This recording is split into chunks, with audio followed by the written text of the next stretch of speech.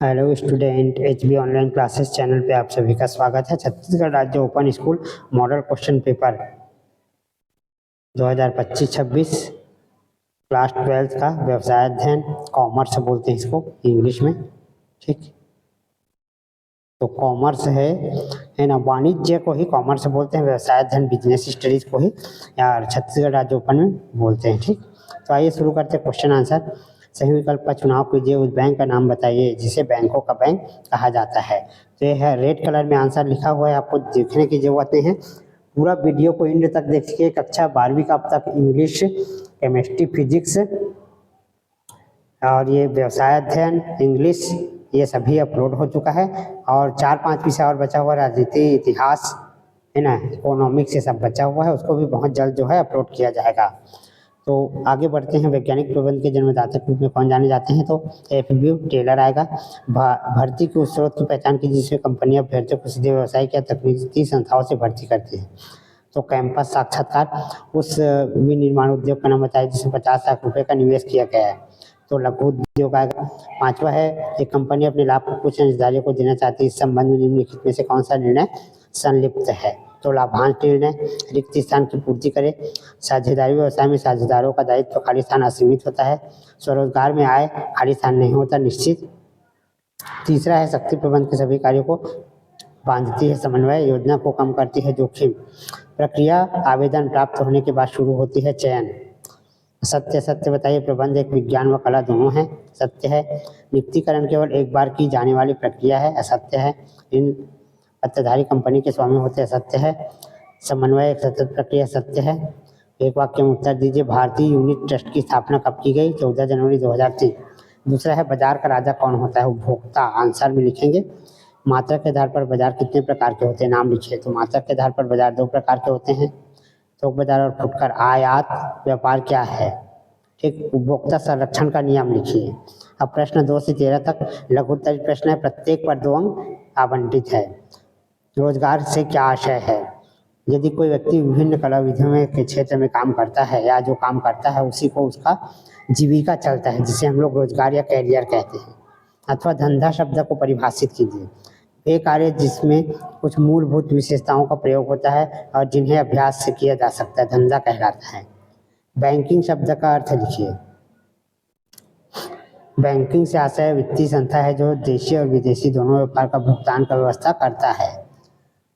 उद्योग से आप क्या समझते हैं? प्रश्न 3, किसी विशेष क्षेत्र में भारी मात्रा में सामान का निर्माण उत्पादन बृहद रूप से किया जाता है, इसे उद्योग कहा जाता है। विकास बैंक से आप क्या समझते हैं? तो विकास बैंक एक वित्तीय संस्था है जो उद्योगों के मध्य अवधि और दीर्घ अवधि के लिए ऋण प्रदान करता है।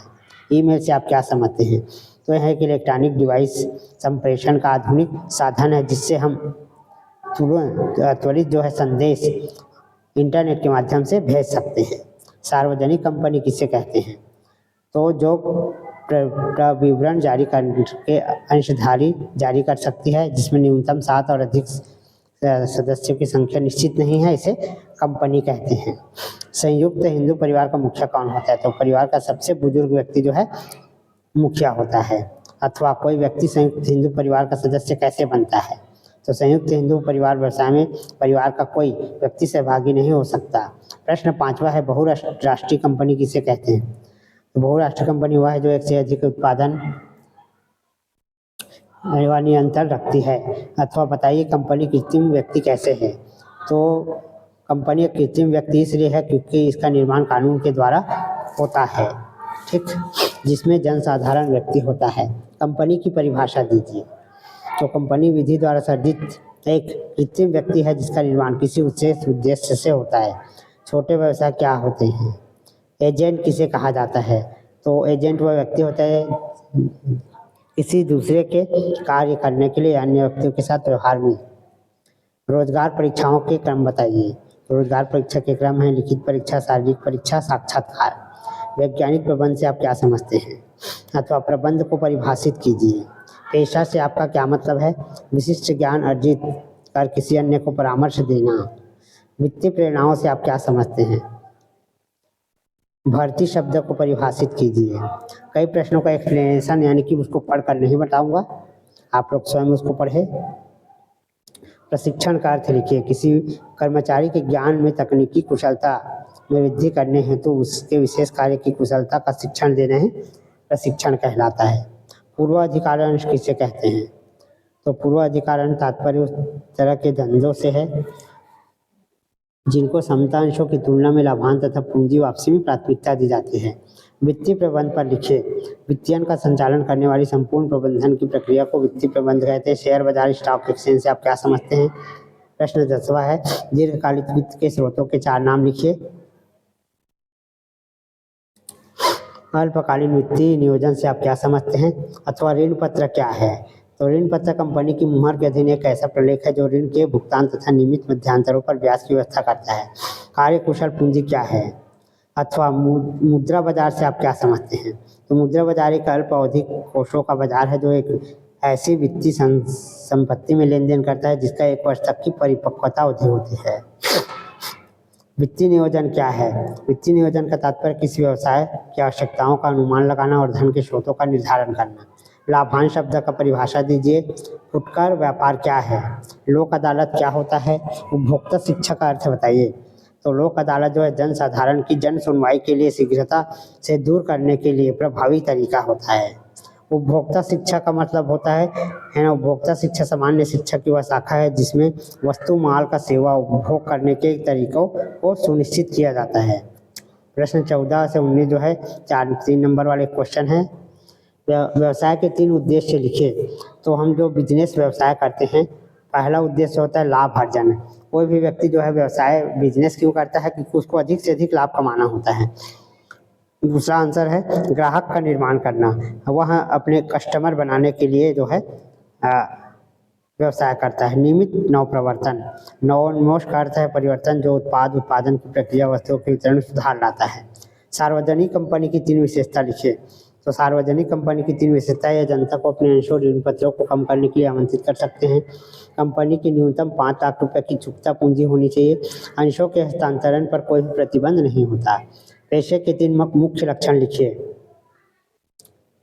तो पेशे के 3 प्रमुख लक्षण है। पेशा व धंधा है जिसके लिए व्यक्ति को विशिष्ट ज्ञान की आवश्यकता होती है। इस प्रकार की सेवाओं के प्रतिफल के रूप में जो राशि प्राप्त होती है उसे फीस कहते हैं। साझेदारी व्यापार एवं संयुक्त पूंजी कंपनी में 3 अंतर लिखिए।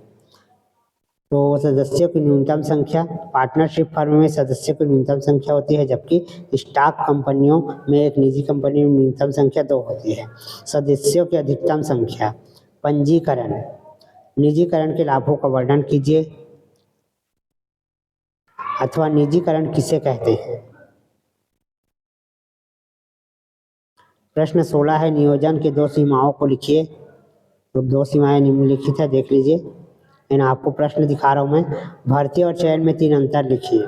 तो भर्ती और चयन में 3 अंतर निम्नलिखित है। प्रशिक्षण एवं विकास में 3 अंतर लिखिए। तो प्रशिक्षण और विकास में 3 अंतर। प्रशिक्षण के महत्ता को 2 बिंदुओं को बताते हुए प्रशिक्षण की महत्ता को समझाइए। तो प्रशिक्षण का महत्व है, देखो अभिप्रेरणा का महत्व 3 बिंदुओं में लिखिए। प्रश्न 18वां है, एक अच्छे नेता के किन्हीं 4 गुणों की सूची बनाइए। तो अच्छे गुणों के 3 सूची है। विज्ञापन और प्रचार में 3 अंतर लिखिए। तो विज्ञापन और प्रचार में 3 अंतर। 20 से 23 तक जो है 4 नंबर का प्रश्न है। विपणन के 4 उद्देश्य लिखिए। तो विपणन के 4 उद्देश्य निम्नलिखित है। विपणन मिश्र के 4 घटकों को समझाइए। समता अंशों से कंपनियों को होने वाले 4 लाभ लिखिए। प्रश्न 21 है, ऋण पत्रों की 4 सीमाएं लिखिए।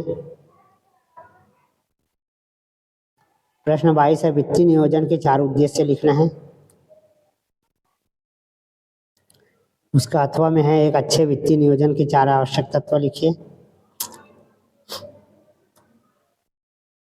प्रश्न 23 है, प्रबंध के 4 उद्देश्यों को समझाइए।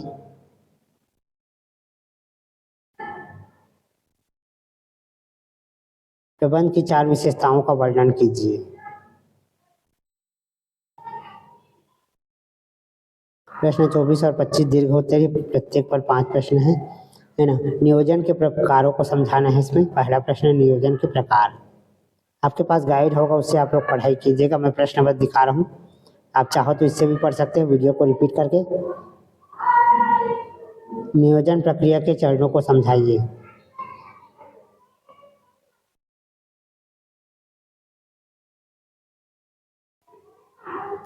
प्रश्न 25 है, वितरण के माध्यम के चयन को प्रभावित करने वाले कारक को समझाइए।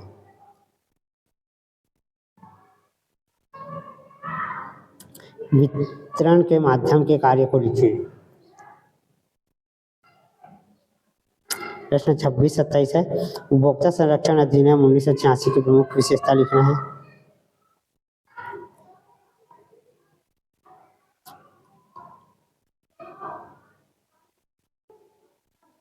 उपभोक्ता संरक्षण के उपायों का वर्णन कीजिए।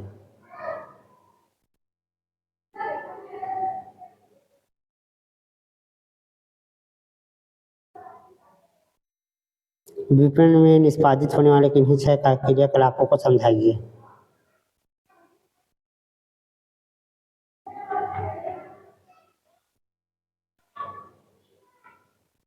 उपयोगिता के आधार पर उत्पादों का वर्गीकरण कीजिए।